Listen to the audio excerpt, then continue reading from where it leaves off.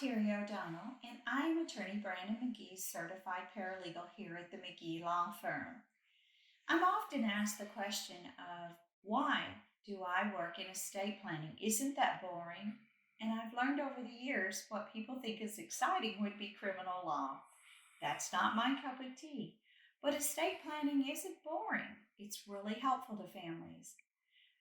But sometimes we do have war stories, and I've got one that will break your heart, but really emphasizes why estate planning is so important and the right estate planning is important.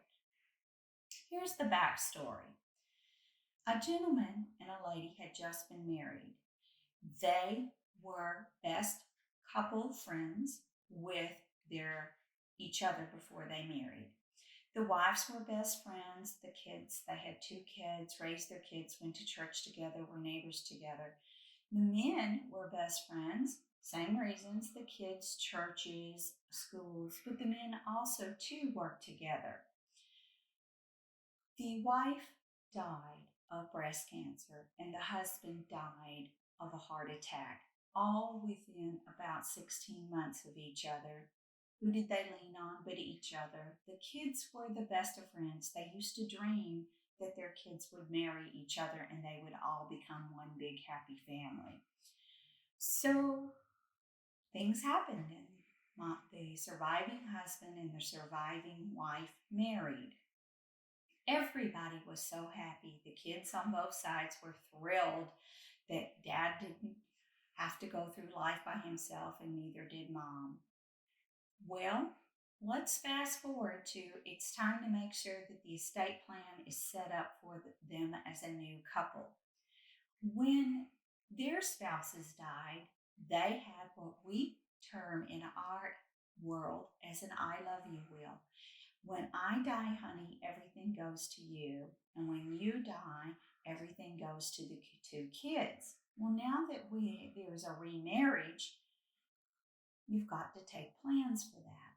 So after sitting down with the attorney and discussing it, it was discussed about the importance of remarriage protection and protecting the assets of each other's children. Well, the lady said no to a trust, but the man wanted a trust. Well, so they left. They went home. He gave in. So they created I love you wills for this second marriage. What does that mean?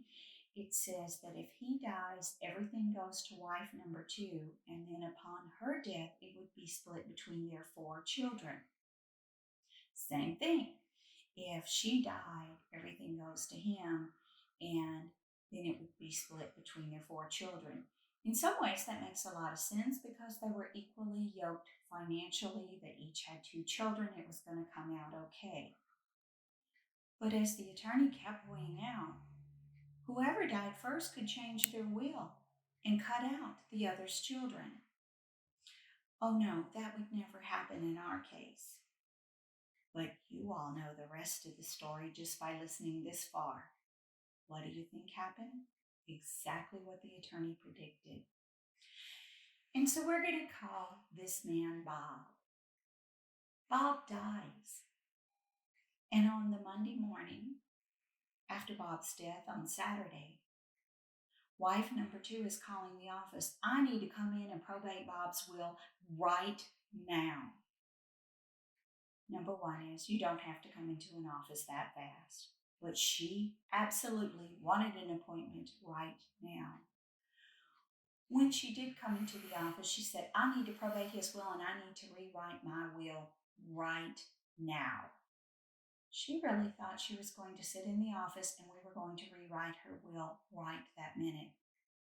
But what do you think she was rewriting her will to?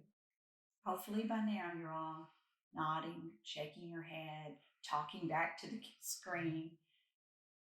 Yes, she was leaving everything to her two children. So she inherited everything from her first husband, everything from her second husband, which was from her best friend and her second husband. She inherited it all. She disinherited his children because she took them out of her will. They weren't her children, and they left it all. Yes, you heard me right. All to her children. So even though when they were married the first time, they had an I love you will and it made sense, don't you think that wife number one is rolling over in her grave that her children got nothing? Don't you think that he's rolling over in his grave that his children got nothing? There's lots of things that the children have to say about them not getting nothing. That's the point of meeting with an estate planning attorney to talk to you about those what ifs. We hope to see you here at the McGee Law Firm so we can help you and your family achieve your long term goals.